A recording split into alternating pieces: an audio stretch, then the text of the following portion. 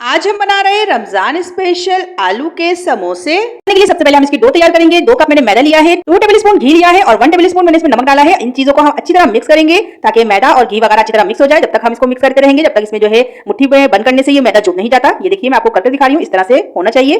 अब हम इसमें जो है पानी डालेंगे और पानी डाल के इसको जो है डो बनानी है। हमें बहुत ज्यादा नरम हमें डो नहीं बनानी है गाइस। हम जो आटा गूंथते हैं नॉर्मली उससे थोड़ा सख्त हमें आटा गूंथना है। थोड़ा सा मुझे इसमें ड्राई मैदा नजर आ रहा था, मैंने 2 से 3 ड्रॉप इसमें जो है पानी डालकर इसको अच्छी तरह मिक्स कर लिया है। ये देखिए हमारी डो तैयार हो चुकी है। तो चलिए अब हम दूसरा काम कर लेते हैं। 5 अदद मैंने आलू लिए थे, इनको बॉइल करके मैश कर लिया है और मैंने 1 गड्डी धनिया की ली थी, इसको भी कट कर लिया है साफ कर। 2 अदद हरी मिर्ची इसको कट कर लिया है। कुटी हुई मिर्च ली है मैंने 1 टीस्पून और नमक भी 1 टीस्पून लिया है। अगर आप चाहें तो हरी मिर्ची स्किप कर सकते हैं गाइस। इन चीजों को हम जो है आलू में डालकर अच्छी तरह मिक्स कर लेंगे। बस हमें इसको पकाना नहीं है, इसी तरह बस मिक्स करके रख लेना है गाइस। हमारी जो है फिलिंग तैयार हो चुकी है। तो अब हम जो है समोसे बनाना स्टार्ट करते हैं। ये देखिए हमारा जो आटा है वो भी सेट हो चुका है। अब हम जो है इसको इस तरह से छोटे छोटे से पेड़े बनाएंगे और पेड़े बनाकर इसमें रखते रहेंगे गाइस। ये देखिए अब हम छोटा सा एक पेड़ा लेंगे और इस तरह से खुश्क मैदा डालकर इसको बारीक सा बेल लेंगे। जितना बारीक आप बेलेंगे इतने ही आपके जो है क्रिस्पी और मजेदार समोसे तैयार होंगे। हम जो है एक नाइफ की मदद से इसको बीच में से कट कर देंगे। ये देखिए और थोड़ा सा इसमें खुश्क मैदा लगाकर एक के ऊपर एक रखकर इसको साइड में कर देंगे।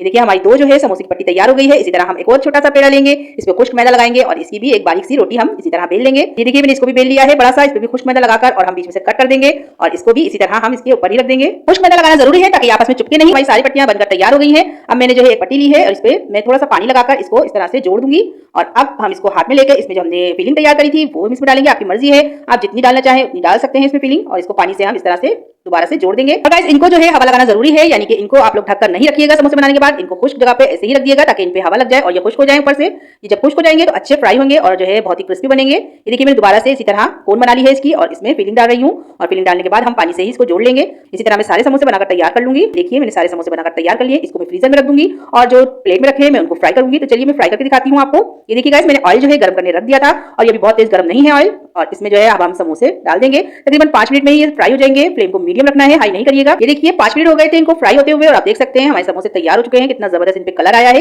ये देखिए गाइस माशाल्लाह से हमारे क्रिस्पी आलू के समोसों का फाइनल लुक कितना जबरदस्त लग रहा है।